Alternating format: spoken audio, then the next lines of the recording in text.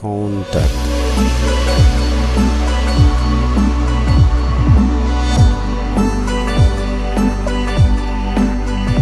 Permettez-moi, Madame, de vous adresser à vous et au peuple espagnol tous nos remerciements, toute notre gratitude et toute notre reconnaissance relative à cet acte de haute portée, à cette forme de coopération que je dirais humaine et salvatrice. Ces casernes, construites pour tenir hors du fort une garnison mutine et indisciplinée qui y logeait à l'époque. La caserne sud, qui est derrière moi, est la plus ancienne, elle date de 1830. Elle est d'abord appelée caserne d'Orléans.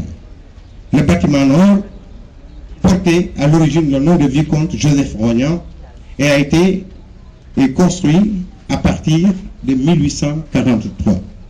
Ces deux bâtiments de briques crépies peints en beige sont très semblables.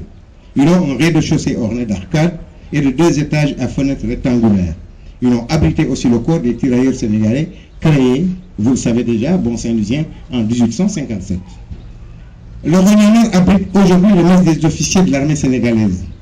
Celui qui nous réunit, le Rognan Sud, ancien mess des officiers et des affectés, et attendait la rénovation, heureusement réussie par le ministère de la Culture en collaboration avec la coopération espagnole.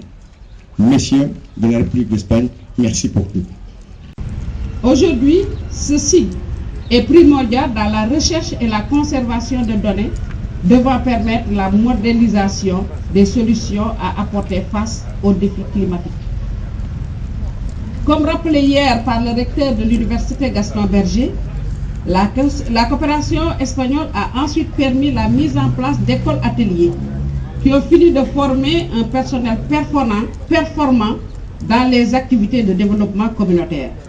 En matière de réhabilitation, il est aussi à noter celle du site de transformation des produits halieutiques des femmes de la langue de Barbarie. C'est donc dire que ce type de partenariat est une coopération de développement local puisqu'elle prend en compte les aspirations de base des populations. Je ne saurais terminer cette revue des actions réalisées sans citer les 4 ambulances mises à la disposition de la commune de Saint-Louis et un bus dont l'utilité n'est plus à démontrer. Alors, si vous permettez dans la réhabilitation des bâtiments historiques, c'est la totale. Bravo. Chers assistants, cet imposant bâtiment que nous inaugurons a une histoire. Il portait alors le nom de caserne d'Orléans et était la première caserne construite lors du fort en 1830. Après le classement de notre ville en patrimoine mondial par l'UNESCO en 2000, la rénovation est soumise à une réglementation stricte qui imposait certaines formes de construction.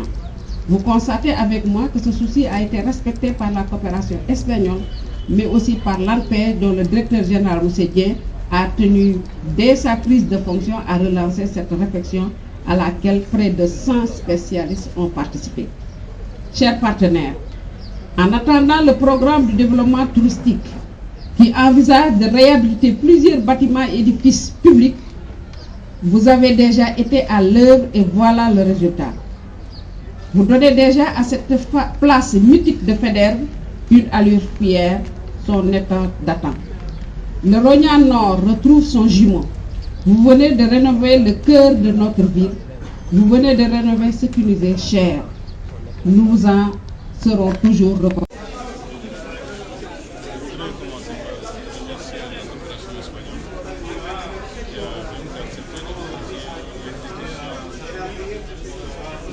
Ces travaux de réhabilitation du CRD et des relations nécessaires à la dissolution de la neige et assurer la maîtrise de la durée. Effectivement, nous devons aller ici, dans quelques jours, parce que nous venons de visiter des édifices. Contact.